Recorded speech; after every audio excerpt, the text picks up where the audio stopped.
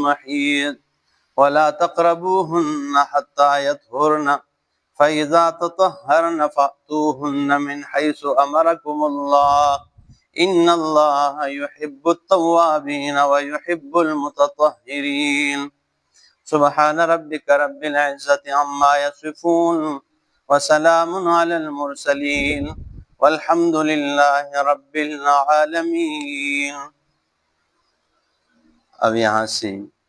سورہ بقرہ آیت نمبر 222 آپ کے سامنے تلاوت کی، جس میں یہاں سے اب حیض کے مسائل کے متعلق سوال کیا جا رہا ہے۔ میرا پیغمبر یہ آپ سے سوال کرتے ہیں حائضہ عورت کے بارے میں کہ اس کے ساتھ جو ہے نا ہم بستری کرنا کیسا ہے۔ اس کا رب العزت نے جواب دیا، فرمایا وَيَسْأَلُونَكَ عَنِ الْمَحِيضِ، اور آپ سے سوال کرتے ہیں حائضہ عورت کے بارے میں، قل کہہ دیجئے ہوا اذن، یہ گندگی ہے، فَاعْتَزِلُوا النِّسَاءَ، پس دور رہو عورتوں سے، فی المحیض حیض کے ایام میں، وَلَا تَقْرَبُوهُنَّ، اور ان کے قریب نہ جایا کرو، حَتَّى يَطْهُرْنَ، یہاں تک کہ وہ پاک ہو جائے، فَإِذَا تَطَهَّرْنَ، پس جب وہ پاک صاف ہو جائے، فَأْتُوهُنَّ مِنْ حَيْثُ أَمَرَكُمُ اللَّهُ، تو آؤ ان کے پاس جہاں سے اللہ نے تمہیں حکم دیا ہے، ان اللہ یحب التوابین، بے شک اللہ رب العالمین پسند کرتا ہے التوابین، توبہ کرنے والوں کو، ویحب المتطہرین، اور اللہ رب العالمین جو ہے نا پاک صاف رہنے والوں سے پیار کرتے ہیں، پاک صاف رہنے والوں کو پسند کرتے ہیں۔ نساؤکم حرث لکم، عورتیں تمہاری جو ہے کھیتیاں ہیں، فَأْتُوا حَرْثَكُمْ أَنَّا شِئْتُمْ، آؤ اپنی کھیتیوں کو جہاں سے تم چاہو، وَقَدِّمُوا لِأَنفُسِكُمْ، جہاں سے چاہو کا مطلب یہ ہے کھیتی عورت کو اس لیے کہا گیا ہے کہ جہاں آؤ اس اپنی کھیتیوں کو، أَنَّا شِئْتُمْ، کہ کھیتی میں انسان بیج ڈالتا ہے اور اس سے جو ہے نا اللہ وہ اگ جاتا ہے، پودا نکل آتا ہے، تو جہاں سے اولاد جو ہے نا اللہ دیتا ہے، اس وہاں سے جو ہے نا بیویوں کے پاس آؤ۔ تو فرمایا فَأْتُوا حَرْثَكُمْ أَنَّا شِئْتُمْ، آؤ اپنی کھیتیوں کو جہاں سے تم چاہو، وَقَدِّمُوا لِأَنفُسِكُمْ، اور آگے بھیجو اپنی جانوں کے لیے، وَاتَّقُوا اللَّهَ، اور ڈرو اللہ سے، وَاعْلَمُوا أَنَّكُمْ مُلَاقُوهُ، اور جان لو کہ بے شک تم اس سے ملاقات کرنے والے ہو، وَبَشِّرِ الْمُؤْمِنِينَ، اور خوشخبری دو ایمان والوں کو، وَلَا تَجْعَلُوا اللَّهَ عُرْضَةً لِأَيْمَانِكُمْ، اور نہ بناؤ ڈھال اللہ کو، نہ بناؤ رکاوٹ اللہ کو، عُرْضَةً لِأَيْمَانِكُمْ، نہ بناؤ اللہ کو عُرْضَةً ڈال، رکاوٹ، لِأَيْمَانِكُمْ اپنی قسموں کے لیے، أَن تَبَرُّوا، ای اللہ تبرو، یہ کہ تم کوئی نیکی کا کام نہیں کرو گے، وَتَتَّقُوا، اور تم تقوی اختیار نہیں کرو گے، وَتُصْلِحُوا بَيْنَ النَّاسِ، اور تم لوگوں کے درمیان صلح کی بات نہیں کرو گے۔ مطلب کیا ہے؟ یعنی اپنی قسموں کے لیے اللہ کو ڈھال نہ بناؤ کہ اللہ کی قسم کہا کہ میں کہتا ہوں میں مسیتی نہیں جانا، یا میں اللہ کی قسم کہا کہ کہتا ہوں میں کوئی نیک کام نہیں کروں گا، یا میں تقوی اختیار نہیں کروں گا، ٹھیک ہے نا؟ ایسے کاموں کے لیے اللہ کے نام کو جو ہے نا ڈال اور رکاوٹ نہ بناؤ۔ واللہ سمیع علیم، اللہ رب العالمین سمیع سننے والا ہے، علیم جاننے والا ہے۔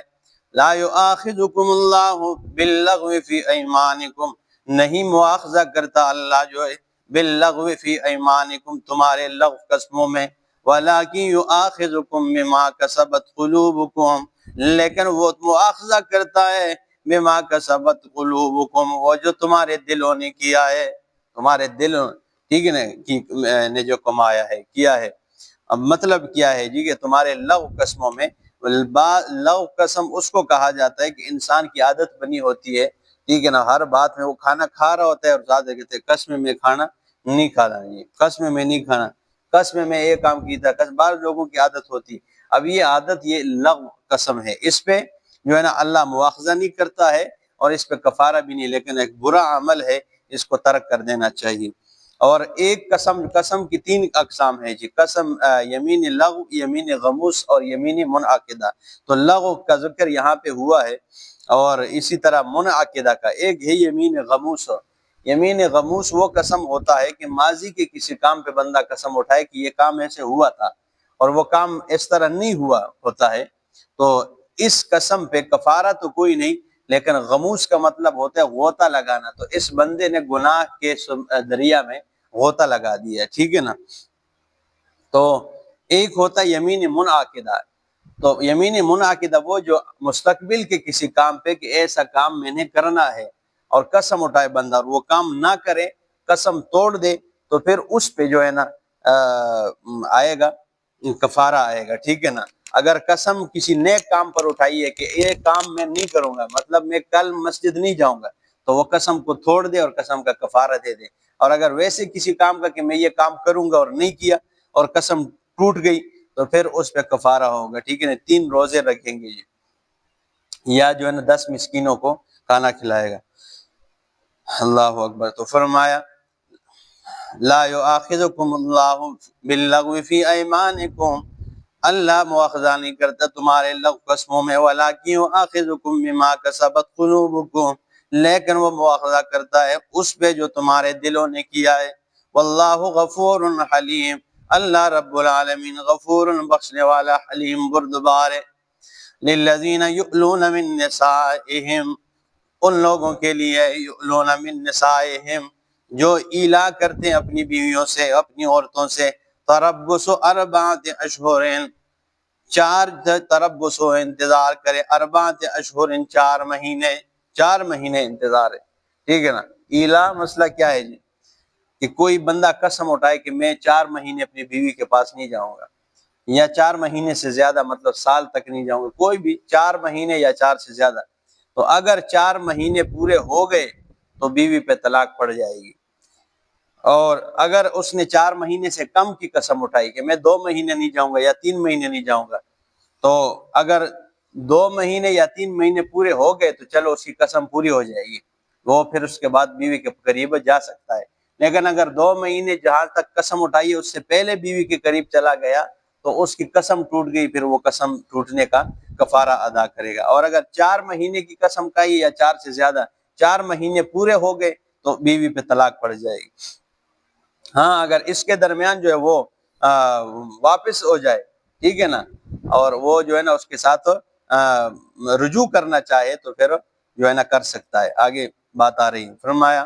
للذین یؤلون من نسائہم، وہ لوگ جو ایلا کرتے ہیں اپنی بیویوں سے، تربص 4 اشہر 4 مہینے انتظار ہے، فإن فاؤوا، پس اگر وہ واپس لوٹ جائے، ٹھیک ہے نا، فإن اللہ غفور الرحیم، پس بے شک اللہ رب العالمین غفور بخشنے والا ہے، رحیم مہربان ہے۔